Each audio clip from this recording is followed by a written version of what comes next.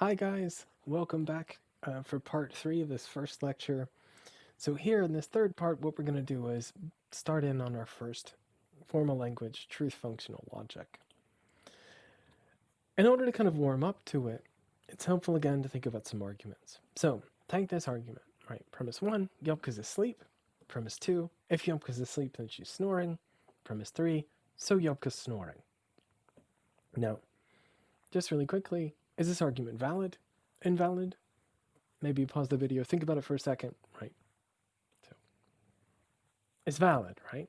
It's valid, right? If premise 1's true and premise 2 is true, then the conclusion's got to be true, right? Yubka really does have to be snoring if 1 is true and every time she's asleep she starts snoring. Okay? Now here's a different argument. Premise 1, Yubka's awake. Oh god, she's awake. Premise 2, if Yubka's awake, then she wants to eat. Conclusion, so Yubka wants to eat. Valid? Invalid? Again, maybe take a second. It's valid, right? If 1's true and 2's true, well then 3 looks like it has to be true too. But does anyone notice something funny about this argument and the one from the previous slide? I mean, other than the beautiful pictures of Yabka, right? Is that these arguments have basically the same kind of structure, right? So both arguments are valid, and they both have the same basic structure. They basically have like, look, premise 1 says something like blah blah, premise 2 says if blah blah, then boo boo, and conclusion, well, so boo boo. Right? Now, of course, right, this is a kind of jokey thing, but you can kind of see it, I hope, right? How both of them basically stand in here, right? Blah blah is taking the place of a complete sentence of English, either Yopka's asleep or Yopka's awake. Right? And boo boo is again doing the same, either she's snoring or she wants to eat. But in both cases, really, these phrases are just kind of standing in for sentences. Now, these are a little bit clunky, but and jokey, but I think you can kind of get the idea. So we might, wear out on the joke and decide to, like, instead of using the blah blah and boo boo, right, replace the phrases with something else. So we can just use letters, right? So we can say something like, hey, right, if right, 1 is A, 2 is if A then B, and conclusion is B. Right? Again, where A here is standing in as a spot for a complete sentence, and B is standing in a spot for another complete sentence. So we might plug in Yubka's asleep for A, Yubka's snoring for B, Yubka's awake for A, Yubka wants to eat for B, Nathan's fat, Nathan should lose weight, right? We basically can start plugging in anything we like. We could even plug in, hey, Yubka's asleep, and Yubka's asleep. So premise 1 would say, Yopka's asleep. Premise 2 would say, if Yopka's asleep, then she's asleep. And conclusion would say, she's asleep. Pretty clearly a valid argument. In fact, when we start playing around with this, and we start plugging in whatever sentences we like, as long as we're consistent, the same sentences for A and for B, right, then it looks like no matter what we plug in, we're going to get out a valid argument. So what we can say then is, actually what we've got is something like an argument structure. And this is neat, because again, no matter what we plug in for A and what we plug in for B, the result is guaranteed to be valid. Right? This also kind of highlights something cool, right? If we can show that a given argument has this structure, then we're done. We know it's good, at least with regards to validity. We'll know it's valid. Right? So what this suggests is that to assess the validity of arguments, one way forward is to see whether they can be re-expressed in structures that we know or can show are good. That is, if we can put them in these sort of argument structures that we know guarantee validity. Note that there are plenty of other good argument structures. So this one I just gave you is a good one. Right? There are some other ones. So premise 1, A or B. Premise 2, well, it ain't A. So conclusion must be B. Right? They either went left or right. They definitely didn't go left, so they must have gone right. Right? Another one, right? Premise 1 is, look, it's not A and B. Premise 2, well, we know A. Conclusion, well, so I guess B must be false, right? So not B. A third one, right? If A, then B. Premise 2, hey, not B. Conclusion, therefore, not A. Note, all of these are good argument structures. That is, any argument that has the structure is guaranteed to be valid, because the structure alone does the job, regardless of the content of the things we're plugging in for A and B. These arguments are valid in virtue of their form. So this is a cool notion, right? This is really helpful because suddenly we've made it a lot easier to assess a bunch of arguments. If we can show that they have one of these forms, then we at least know it's got good form. We still have to figure out whether the premises are true or false, but, that's a different task. We've at least got this much. A note, right? This is one way arguments can be valid. There might be others. So, for example, there seem to be cases where the argument's valid not because of the structure or the form. So take this argument. Premise 1, the Pope is a bachelor. Conclusion, therefore the Pope is male. Well, this argument looks valid. It looks valid not because of any kind of structure in the argument, but because of something about what it is to be a bachelor. There's something about being a bachelor, right? For those who don't know, right, it's an unmarried male. Well, like if the Pope is an unmarried male, then he's got to be a male. But no, in order to understand that, you have to know something about what a bachelor is. So there isn't anything about the structure here, but the form. Something about meaning. Now we're going to set these sorts of validity reasonings aside, right? We're going to focus entirely on arguments that are valid in virtue of their form.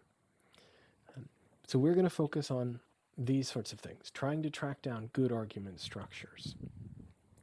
And actually, this kind of highlights something that's a limitation, an important limitation of our first formal language. So TFL is great. It's really great. It's an incredibly powerful tool, but it's very limited. It will only help us understand arguments that are valid in virtue of their forms. It's not going to help us understand good arguments like this. That's just sort of outside of the ballpark of what TFL can do. But that's okay, right? Certain tools for certain situations. So we've got this notion of validity in virtue of form, right? And our first formal language is truth functional logic. I've mentioned it a few times. It's often also called propositional logic. So what we're going to do with it is we're going to start by taking natural language sentences, so sentences of English, and re-express them in this highly restricted language of TFL. And once we do that, we're going to use some tools we're going to talk through in the next couple of weeks to then assess the arguments to see whether they're valid. That's the basic plan. That's the kind of project for at least the first couple lectures. So, of course, in order to do this, we've got to learn the language. So that's what we're going to do for the rest of today, probably the next 10 minutes maybe. And then in lecture 2, that's really what we'll focus on. So the building block of TFL, the fundamental element of this language, are what we'll call atomic sentences. Atomic sentences are the basic building blocks out of which all other more complex sentences are built, and they're designed to either stand alone or be subsentences in more complex ones. So atomic sentences for TFL are capital letters, uppercase letters, right? And what they stand for are simple sentences of natural languages. So what we're going to do is our first sort of steps for symbolization is, as I said, right, our process is going to be taking certain natural language sentences and re-expressing them in TFL. The way to do so is we link certain natural language sentences to atomic sentences in TFL. That is, capital letters. And these letters symbolize the relevant English sentences. So, for example, right, I might take the atomic sentence or the English sentence, Nathan's hungry, and symbolize it as H, this capital sentence. This would be part of my TFL language. I might express Lincoln was shot as S. So here's a complex sentence, right? Either Yapka's awake or she's snoring. Well, what do we have? We've got one kind of atomic part, Yopka's awake, and another atomic part, Yopka's snoring. So we can symbolize this, having A be Yopka's awake, and N as Yopka's snoring, as A or N. And we've got an atomic sentence, this little or, and another atomic sentence. Finally, right, we might take Nathan's hungry, which we've already come across, and Yopka's snoring. Again, here we've got two atoms, as it were. We can symbolize this as H, symbolize this as N, and we get H and N. So again, what's the idea here?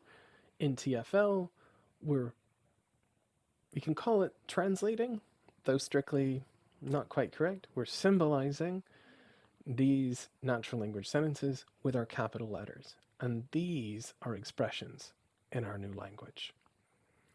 So this is the kind of first step, and it should be relatively familiar for some of you if you've done some algebra. Right? Again, what we're really doing here is just simply symbolizing some slightly more complex bit of another language with something simple, in this case, our TFL language. So some things to note about our language, right? We use capital letters. Note, if we need to, we can add subscript to the letters. So for example, these would all be good expressions of TFL, at least so far. But of course, right, we need to know when it is that particular letters represent particular bits of natural language. And to do this, we'll add symbolization keys. And symbolization keys are basically tables that specify which atomic sentence each letter represents in the relevant case. So for example, right, we might have something like this, right? I'm going to have our sentence, our English sentence, Yopka's awake, our English sentence, Yopka's snoring, our English sentence, Nathan's hungry, and we'll assign these to A, B, and C, respectively. So here's my little symbolization key, and it tells me how I can symbolize these sentences in TFL in this case. Yopka's awake gets A, Yopka's snoring gets B, Nathan is hungry gets C. I am really hungry, so I'm struggling through this. I'm starving to death. So yeah, we can basically get the idea, right? Our symbolization key is basically a guide to tell us, hey, which natural language sentence does these capital letters mean? So I hope that basic idea is kind of clear, and it's maybe helpful to give it a shot. So here we've got a sample symbolization key, right? And some natural language sentences. So what I'd like you to try and do, maybe pause the video at this point, try and come through and offer your own symbolizations here. Using this key, symbolize these sentences. Okay, I'll assume at this point you've done it, or you ain't gonna. So let's talk through them, right? So let's take our first one. How would we symbolize Nathan's hungry? Well, if we look at our symbolization key, it's pretty straightforward. It's A, right? Now note, right, you might be worried, wait a minute ago, A was Yopka's awake.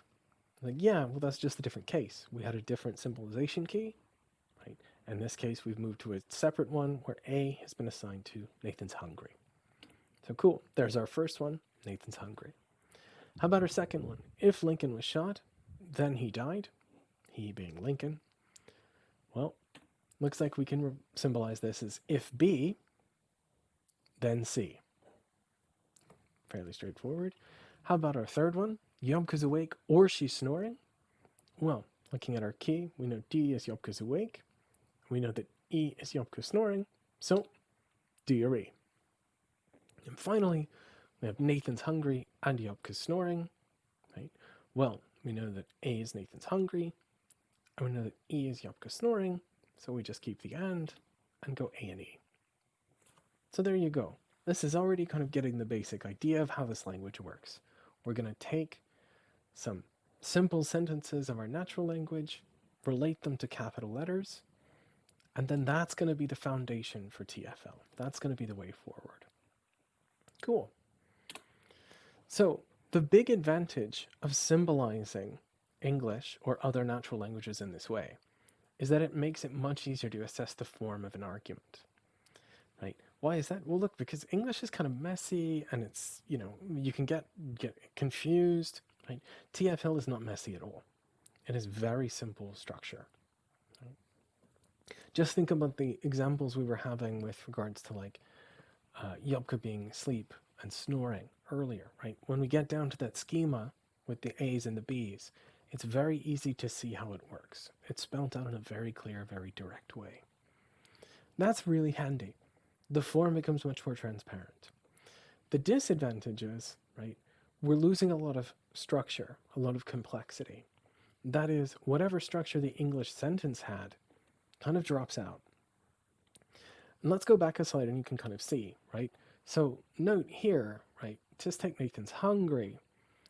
Well, this is sort of an atomic sentence of, well, this is an atomic sentence of English. It's a complex thing because it has a name and it has a predicate, right? Or another way to put it is it's got a name, it's got a verb, and then it's got a kind of auxiliary element being attached to the verb, right? Um, and note when we do our symbolization, all that stuff drops out. There's no name, there's no predicate, there's no verb. It's just a capital letter. So this kind of simplicity is both a good thing. It helps us clarify just the specifics on the form if we're interested in the argument, but it's also a kind of negative thing because atomic sentences are simple. There are no constituent parts. It's just the atom. So another way to put this is that English has things like words, substantial parts, and TFL doesn't. It just has atoms at the bottom. It's a kind of Democritan language, if you like. So that's the kind of basics for TFL, and that's really what I wanted to cover in this first lecture here. So just as a kind of review, what have we done? Well, we started off by thinking about the notion of validity, right? And as a reminder, an argument's valid if and only if it's impossible for all of its premises to be true and its conclusion false. Again, just inscribe that in your hearts because I'm going to ask it a whole bunch, right? Now, this concept of validity really is helpful because it gives us a way to kind of make sense of a notion that the conclusion follows from the premises and hence gives us a kind of focal point to make sense of when an argument's good and when an argument's bad, even if we don't necessarily know the truth or falsity of the relevant premises. Now, the rest of this stuff is us setting up a system, a tool that we can use to figure out validity. TFL is going to be our first tool. And the key concept for it is this sort of symbolization, where we have a symbolization key, we have atomic sentences of TFL, i.e. capital letters, which may or may not have little numberings on them, right? Each of which are assigned to relevant natural language sentences, English sentences. That's the kind of key. We're going to build from there. So cool. So in particular, what we're going to do next time is we're going to talk through the rest of TFL. So really there's only kind of two more parts. We need to know connectives, i.e. the stuff like or and if then. And we need to learn the exact syntactical rules for constructing sentences in TFL. That's what we're going to talk about in lecture 2. So for that, I would ask for next time, please read pages 14 through 30 of For All X Cambridge. Please complete and self-mark these exercises. You can submit them on Canvas assignments. Please feel free if you've got any questions. Email me, message me, any way you want, get a hold of me. We'll talk through these in the first tutorials. And yeah, thank you guys very much for coming. I hope this is interesting for you. And I look forward to talking with you next time. Bye.